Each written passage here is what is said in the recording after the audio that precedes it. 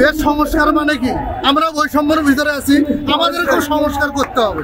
আসার পরে আরো 5 বছর থাকুক, কিন্তু আমরা সংস্কার করে দেওয়া যায়, এটাই আমার দাবি। প্রধান উপদেষ্টার পর্যন্ত আমাদেরকে পৌঁছাতে দিবে না, উনারা গিয়ে বলুক প্রধান উপদেষ্টা কি বলতে চায়, আমাদের এই দাবিটা উনারাই পৌঁছে দেন।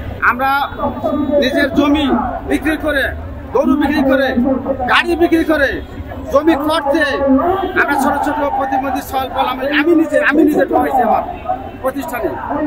15-16 বছর থেকে আমরা কিছুই পাইনি। আমার এই সরকার ডাক্তার আসার পরে আরো 5 বছর থাকুক, কিন্তু আমরা সংস্কার করে দেওয়া যায়, এটাই আমার দাবি।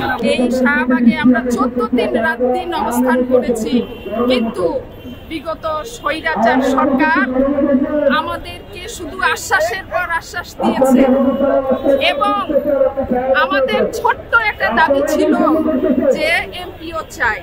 আমাদের এই এমপিও না দিয়ে সরকারগুলো, এই বিগত স্বৈরাচার সরকার বছরের পর বছর আমাদেরকে শুধু আশ্বাস দিয়েছে।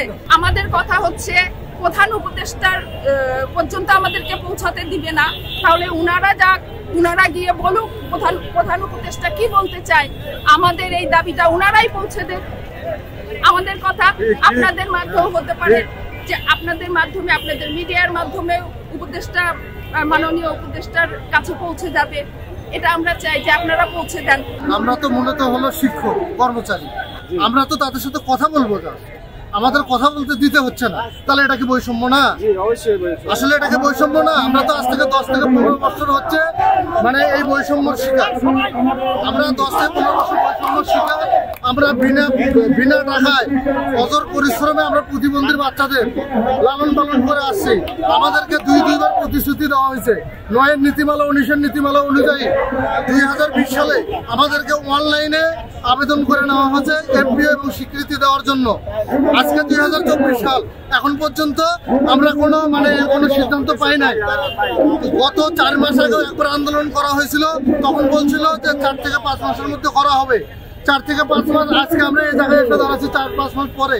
আমাদের প্রধান উপদেষ্টার কাছে আকুল আবেদন আমাদের এই প্রতিবন্ধী বিদ্যালয় অনলাইন যেগুলো করা আছে, এই বিদ্যালয়গুলো যাতে স্বীকৃতি একজন এমপিও দেওয়া হয়।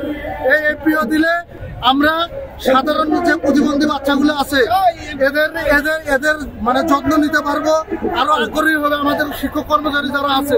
এজন্য প্রধান উপদেষ্টার কাছে আকুল আবেদন জানাবো, আমাদেরকে তার কাছে ডেকে নিয়ে সে সুন্দরভাবে আমাদের কথা বলুক, আমাদের প্রতিশ্রুতি দেয়, আমাদের এমপিও করণের সমস্ত কার্যক্রম প্রক্রিয়া চালু করুক, এটাই আমাদের দাবি।